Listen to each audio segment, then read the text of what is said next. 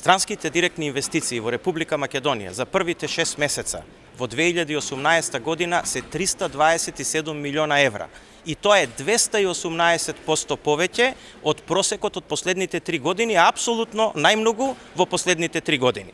Или ако сакате да споредите само вториот квартал на странски инвестиции, кога вообичаено дивидендите се изнесуваат, кога ќе земете, значи, колку се странските директни инвестиции во вториот квартал само, тие се како збирот од сите странски инвестиции во вторите квартали во последните 3 години. Што значи и покрај тоа што одредени компании своите дивиденти ги изнесуваат, што е нормална ситуација, затоа тие инвестирале, тие многу повеќе инвестирале во Република Македонија.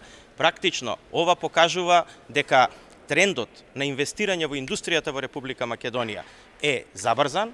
Тоа покажува дека политиките кои што сме ги вовеле на транспарентно поддржување на сите компании во Република Македонија апсолутно дава резултат и ве молам, пред бројките и боговите молчат, а бројките се овие кои што ги објавија институциите во државата.